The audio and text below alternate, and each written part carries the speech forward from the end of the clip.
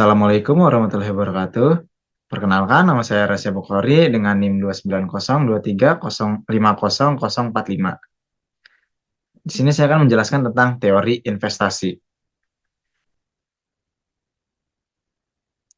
Latar belakang dari teori investasi, dalam perspektif ilmu ekonomi makro, investasi adalah masuknya aliran dana ke dalam proyek-proyek yang dikelola oleh pemerintah atau pihak swasta dalam suatu negara. Dana itu dapat berasal dari luar, biasa disebut dengan investor asing, maupun dari dalam, biasa disebut investor domestik.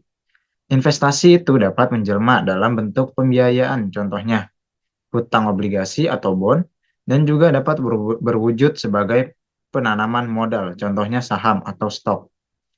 Dalam perspektif akuntansi, investasi termasuk dalam kategori aset, baik itu dalam bentuk aset berwujud seperti kas pada bank, tanah, mesin, kendaraan, dan bangunan. Dalam bentuk aset tak berwujud, seperti surat berharga, goodwill, merek dagang, paten, kripto, currency, non-fungible, token atau NFT, dan sebagainya.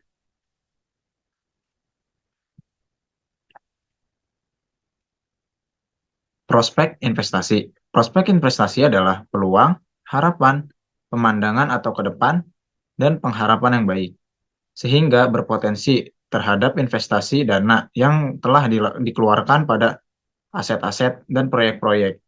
Dari sisi investor, investasi muncul karena adanya harapan atau expected di masa depan akan adanya imbal hasil atau return yang lebih dari dana yang telah disetorkan tersebut. Makanya, pemilik modal akan melakukan analisa secara detail terlebih dahulu sebelum mengalirkan dananya pada suatu negara. Analisa prospek investasi dapat dilakukan dengan melihat kondisi makroekonomi dengan indikator sebagai berikut. PDB, Produk Domestik Bruto, pemeringatan utang, demografi atau sumber daya manusia, cadangan devisa, dan kemudahan birokrasi investasi.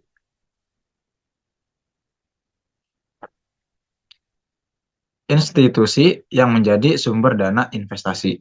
Peluang keterbukaan era informasi dan semakin berkembangnya teknologi membuat setiap investor semakin mudah dalam mengelontorkan dananya kepada siapapun, karena mereka bisa melakukan due diligence dengan berbagai informasi yang diperoleh di internet melalui big data yang ada, tanpa mesti langsung datanya dulu.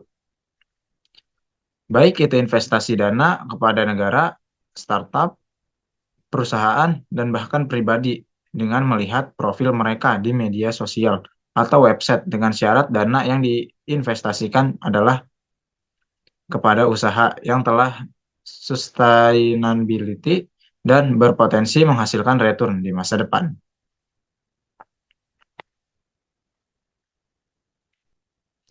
Berikut di bawah ini adalah lembaga atau institusi yang memberikan investasi dana kepada pihak yang membutuhkan.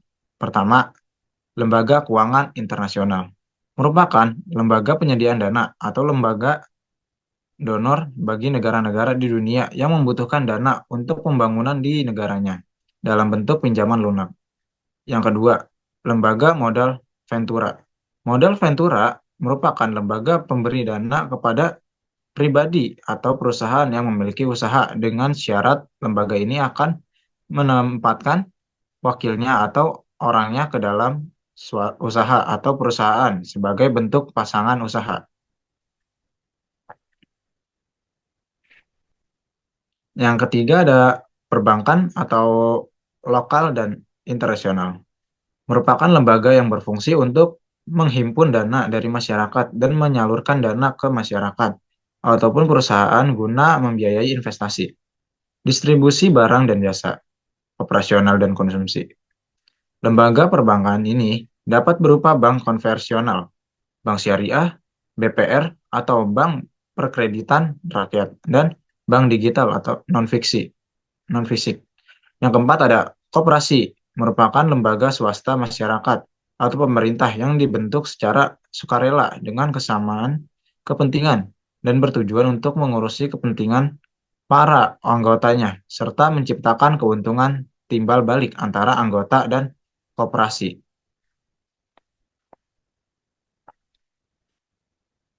Saving atau tabungan. Tabungan atau saving yang rendah akan berakibat sistem, yaitu mengakibatkan investasi rendah. Investasi yang rendah pada suatu negara akan berdampak pada produksi yang rendah dan pengangguran tinggi. Pada akhirnya akan berpengaruh pada GDP atau Gross Domestic Product yang rendah. Sehingga solusinya suatu negara harus mengundang investor untuk melakukan investasi, di mana cara ini ada baik dan buruknya. Cara baiknya, masuknya aliran dana akan menggerakkan aktivitas ekonomi, sedangkan buruknya, jika investasi berasal dari hutang, maka akan mengakibatkan ketergantungan sehingga negara terjebak hutang dalam jangka panjang.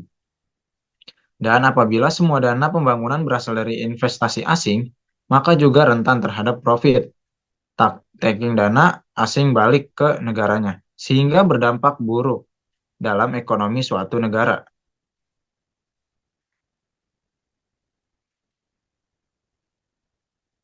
Analisa investasi. Analisa investasi termasuk ke dalam analisa fundamental. Sebelum melakukan investasi, diperlukan kehati-hatian atau prudent dalam memilih aset investasi sehingga tujuan akhir dari analisa adalah keputusan investasi yang memberikan return yang optimal dan efisien serta memiliki risiko yang rendah atau risk. Beberapa alat bantu atau tools yang perlu diperhatikan dalam melakukan analisa investasi. Yang pertama ada nilai waktu uang. Nilai waktu uang ini dibagi dua, yaitu nilai sekarang atau present value. Nilai sekarang adalah nilai yang diinvestasikan di masa sekarang untuk mengharapkan pendapatan lebih besar di masa depan. Apabila nilai yang diinvestasikan lebih rendah daripada nilai sekarang, maka proposal investasi ditolak. Yang kedua, ada nilai masa datang atau future value. Sedangkan nilai masa datang adalah kebalikan dari nilai sekarang, walaupun pengertian yang berbeda dan sudut pandang waktu yang berbeda, tapi memiliki konsep pengambilan keputusan yang sama, yaitu apabila nilai masa depan dari investasi yang dikeluarkan pada hari ini harus lebih besar dari nilai proposal usaha atau bisnis yang ditawarkan. Yang kedua ada kriteria investasi. Kriteria investasi ini bisa dibagi menjadi 4. Yang pertama, PP atau payback period. PP adalah waktu yang dibutuhkan agar investasi yang dirancang dapat kembali atau minimal mencapai titik impas atau break-even point. Yang kedua ada NPV atau Net Present Value. NPV adalah nilai perkiraan keuntungan yang didapatkan dari investasi suatu proyek di masa depan jika menanamkan modal dengan nilai uang saat ini. Yang ketiga ada ROI atau Return on Investment. Return on Investment atau ROI adalah perhitungan persentase manfaat yang dihasilkan dibandingkan dengan biaya yang telah dikeluarkan. Yang keempat ada IRR atau Internal Rate of Return. Internal Rate of Return atau IRR adalah nilai tingkat pengembalian investasi suatu proyek dihitung saat nilai Net Present Value atau NPV sama dengan 0. Jika pada saat nilai NPV sama dengan 0 dan nilai IRR adalah sebesar 10%, maka tingkat pengembalian investasi atau IRR dapat kita sebut sebesar 10%.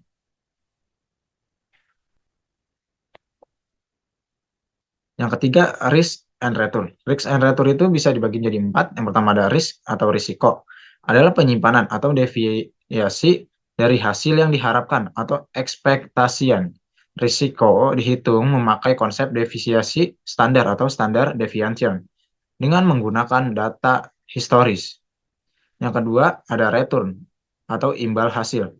Adalah imbal hasil yang diperoleh dari investasi dari waktunya return. Dapat dibagi menjadi dua jenis. Yang pertama return realisasian atau realization return. Dan yang kedua ada return expectation atau expense return. Yang ketiga ada return realization atau realization return adalah Return yang telah terjadi atau tercipta atau telah dijadikan cash. Return ini dihitung menggunakan data historis atau masa lalu. Yang keempat ada return expectation atau expect return adalah return yang diharapkan oleh investor akan diperoleh di masa depan. Di sini ada biaya modal atau cost of capital. Biaya modal adalah biaya yang dikeluarkan untuk memperoleh dana yang berasal dari hutang, obligasi, saham preferen, saham biasa, dan juga laba ditahan guna mendanai suatu investasi ataupun operasional perusahaan. Biaya modal ini juga merupakan faktor kunci dalam memilih campuran utang dan ekuitas perusahaan serta dalam membuat keputusan untuk menyewa daripada membeli aset. Biaya modal merupakan elemen penting dalam banyak keputusan bisnis dan investasi.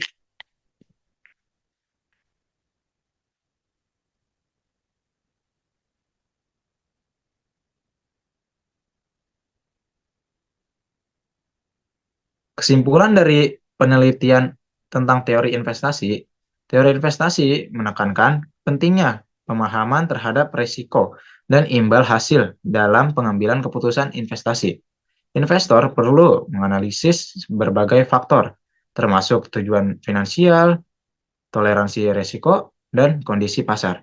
Untuk memaksimalkan keuntungan, diversifikasi portofolio juga menjadi kunci dalam mengurangi resiko.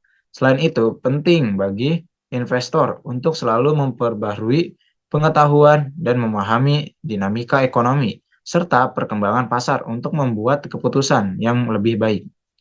Teori ini memberikan kerangka kerja yang membantu investor dalam mencadangkan dan mengelola investasi mereka secara efektif.